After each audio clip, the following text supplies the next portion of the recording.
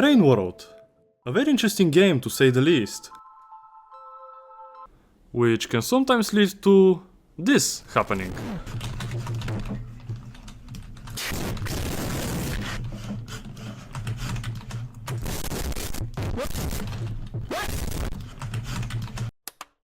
And do you know what led to this?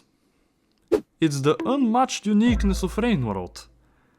And what causes this unmatched uniqueness, you might ask? Or just the fact that the game sometimes leaves you staring at the screen, wondering what around you deserves to be thrown at the wall.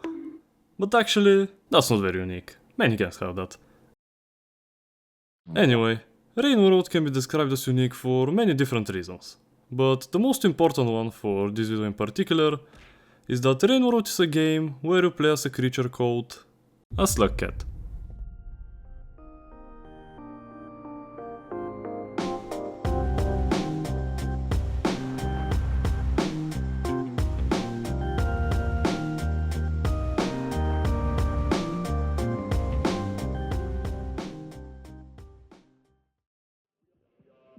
The slugcat currently has 8 variants, 3 from the main game and 5 from the additional Downpour DLC.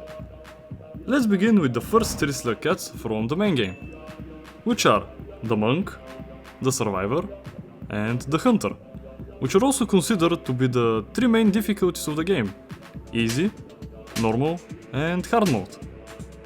And now, with this out of the way, imagine that I am currently trying to teach you how to ride a bike. And of course, we need to start with the easy stuff, like getting onto the bike for example. But we don't have a bike. We have Rain World. And the easy stuff in Rain World is called the Monk.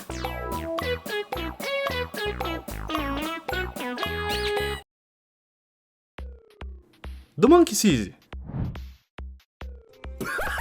But only if you play him the intended way, which is not to fight with absolutely anything, because it's just not worth it. The Monk is slow, slappy, sad, and also weak. Every spear loses its velocity very fast, which means hitting something from far away is just not possible. And because of the lack of mobility and skill in throwing stuff, the Monk becomes very boring to play. But apart from that, the Monk is the easy mode after all. It's supposed to be boring. And for the Monk to have this title as the easy mode, he gets to have some quality of life changes added to his campaign. Some of which are: you need 3 food points to hibernate. Hibernation is the way to save your progress, avoid the rain, and increase your karma level by entering these shelters with enough food. Karma gates don't require karma level after they've been previously opened. You start with high reputation, which means scavengers won't kill you on sight, as long as you don't provoke them to. And also, many of the hostile creatures aren't very interested in you, and if they do start chasing you, there's a huge chance that they will lose interest in the first opportunity they get.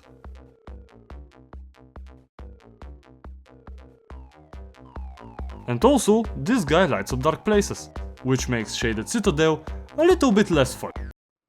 And now we are getting to the story stuff. Massive spoilers, you know. Every slugcat has 2 types of endings. The Ascension/boring ending, where you get to max level just to get past these guys, go down, swim down, meet with Jeremy, and then swim towards the light. That's it. And there is the canon ending, which is much more interesting and also completely different for every slugcat. But in Monk's case, at first you can only get the Ascension ending, because the canon ending is not unlocked yet. I mean, this gate is not unlocked yet. That's the problem. And to fix that problem, you need to go and beat Gourmand's campaign. Or just do it the lazy way.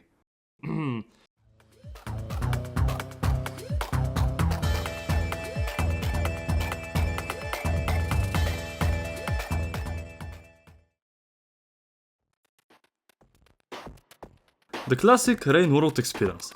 The Survivor is how the game was intended to be played at first. And to explain him the best, Survivor is basically the monk, but without the quality of life changes and a little bit better stats. Which means, karma gates require karma level, even if they've been previously opened. You need 4 food to hibernate, which, I'm not gonna lie, isn't something you need to be worried about.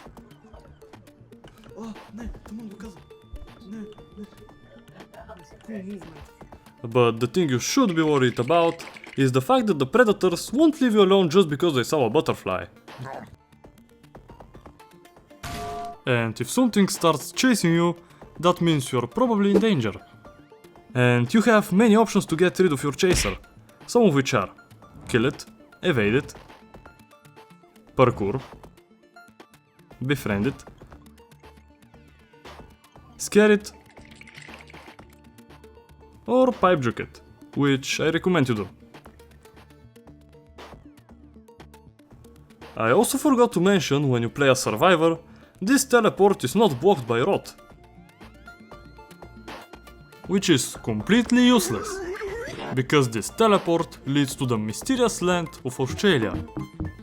And it's famous, big spiders. Do you remember this guy and how he lit up dark places while with Monk? Now he doesn't. He's just standing there, watching you suffer, and not doing anything about it.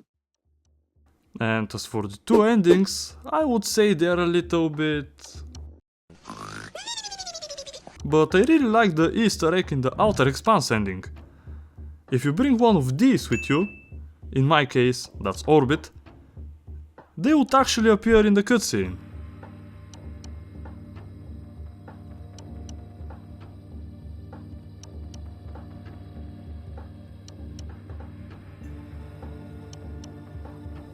Okay, we got over the help me I'm falling asleep stuff. And now, it's time to get into the real gaming. Disclaimer, the next part is for epic gamers only. And for people who have liked this video. So please, if you do not meet these conditions, do not proceed any further. Good luck.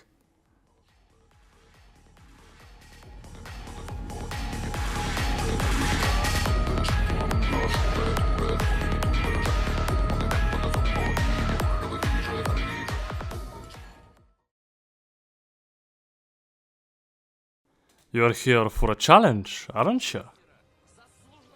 Okay then, let me introduce you to the Hunter!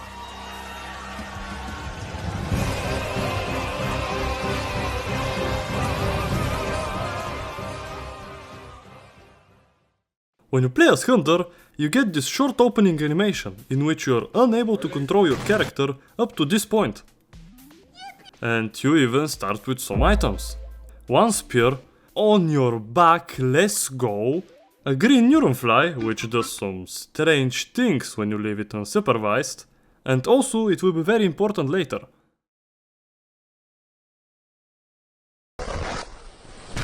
And you probably already realized that the Hunter spawns in the Farmaris, the absolute best region in the game. Why don't you start moving, you dumb fuck? But now, it is time to read and discuss the description of the Hunter. Why, you might be asking? Strong and quick, requiring a steady diet of meat. But the stomach won't be your only concern. This path is one of extreme peril, where every cycle eats away at an ominous countdown. Let's start with these two. Strong and quick. Yeah, Hunter deals more damage and is faster than these two. And it's also heavier, which helps him go through warm grass like it's normal grass. And Hunter is also very loud, which means he's not scared of anything. And everything should shake in fear when he's around, which usually doesn't happen. Moving on with this line right here, requiring a steady diet of meat. The Hunter is one of the 2 fully carnivorous slugcats, which doesn't mean they need to eat only bat flies and little centipedes. Bat flies mean nothing to Hunter. He prefers bigger things, like anything that can be killed with a spear. Literally.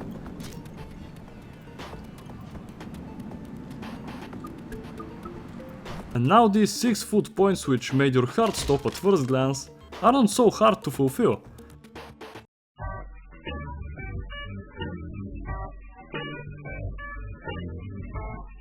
And also, popcorn plants still work as intended, which is good. This line is next. Every cycle eats away at an ominous countdown. This is interesting, because Hunter starts at cycle 20, instead on cycle 0. And unlike any other slugcat, Hunter's cycles count down instead of up. And when you get to cycle 0, this starts to happen.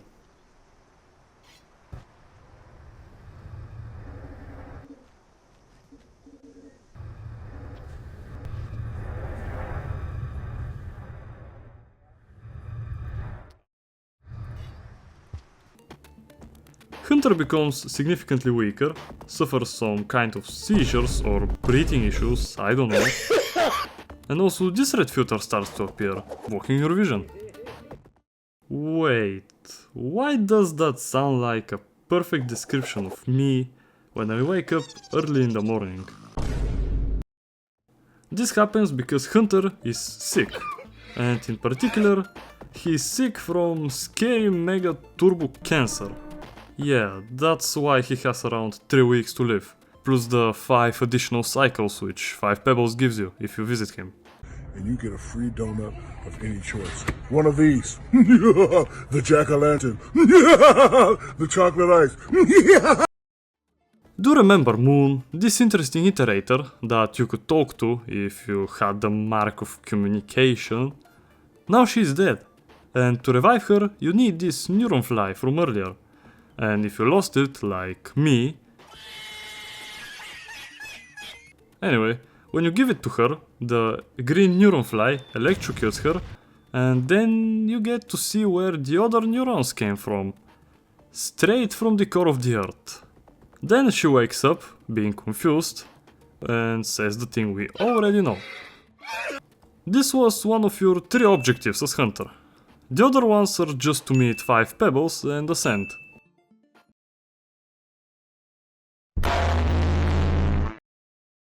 On the first cutscene there's nothing interesting to say, apart from the fact that the Hunter has no legs.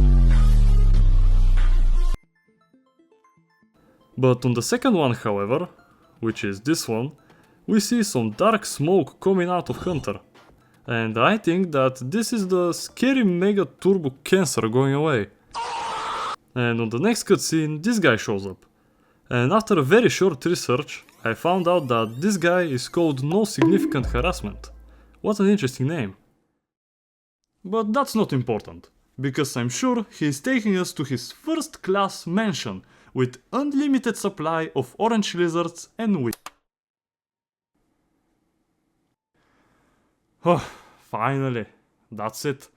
After 4 months of work, I'm finally ready with this. And I'm finally gonna deliver a somewhat watchable video for my 32 subscribers.